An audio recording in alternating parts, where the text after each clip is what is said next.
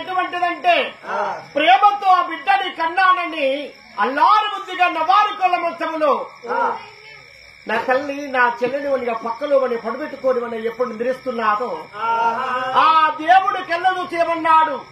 మా నాకిచ్చిన మాట నువ్వు తప్పుతివా, ఇక తెల్లవార్తే నీకు మరణము తప్పదు. అమ్మా నాకు అభయం ఇచ్చావు కదా, నీ భర్తకు నీకు మరణము తప్పదని దేవుడు చెప్పి వెళ్ళాడు.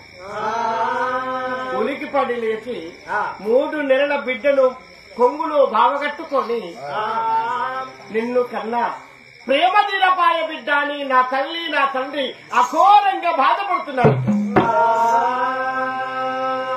నేను సభ వెళ్లి సాయంత్రము 4 గంటలకు నా తల్లిదండ్రి పాదాలకు నమస్కరించి తల్లి చేతుకుంటూ భోజనం పోచేస్తానని రగరగా నా ఇంటికే వచ్చాను. అమ్మా అమ్మా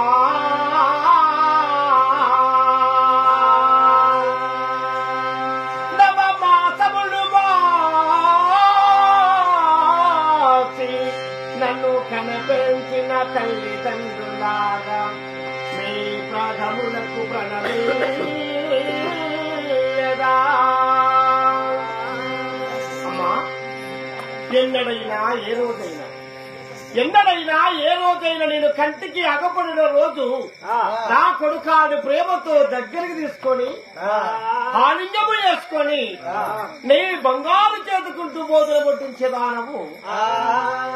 ఇవాళ చెల్లెని ముందు పెట్టుకుని తల్లి తండ్రిని ఎందుకు వల తీరుతున్నారమ్మా? ఏమి బాధ కలిగినా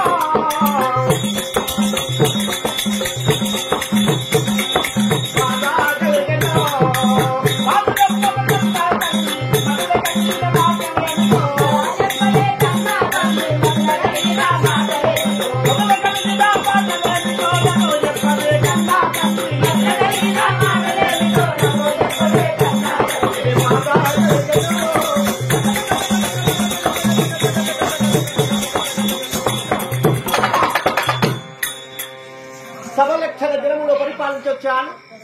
నీకొచ్చిన బాధేమిటి? ఎందుకు వల్ల తీరుతున్నారు? తమ్ముడే మిమ్మల్ని తిట్టారా? లేకుంటే 60 ఏళ్ల పెద్ద నుంచి ఆడపిల్లని అన్నదని చెలకెత్తలే మిమ్మల్ని అనరాని మాటలు అన్నారా? ఎవరన్నారమ్మా చెప్పము. నాయనా నన్ను ఎవరేమనలేదు కానీ నేను చనిపోయినా బాబు చనిపోయినా కానీ ముందు నడిచి కాటికి నిప్పెట్టడానికి నాకు 7 కొడుకులు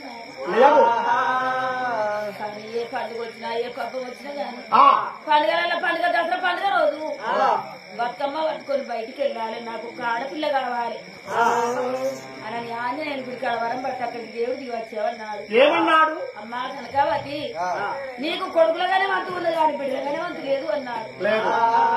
కానీ నాకు బిడ్డ సంతానం ఇస్తే ఇంటికి మళ్ళీ పోతాడు, లేకపోతే ఈ గుడికాడిని మరణం అవుతుంది అన్నాడు. బిడ్డ సంతానం ఇస్తే గాని నీ బిడ్డ పుట్టినాక 3 నెలల వరకు నీ ప్రాణం నీ భర్త ప్రాణం ఒప్పుకున్నావు సంతానం ఇచ్చాను అన్నాడు. అప్పు అపకృతి అనుకోని నా ప్రాణాలకైనా భయపడకుండా నీ బాబు ప్రాణం నా ప్రాణం దేవునికి ఒప్పుకొని చెల్లెని చెప్తున్నాను. ఇప్పటికి చెల్లె పుట్టి ఒక్కరోజు ఒక్క 3 నెలల చెల్లె అవుతున్నాడు. కొడుక తెల్లవారుదే మేము మరణం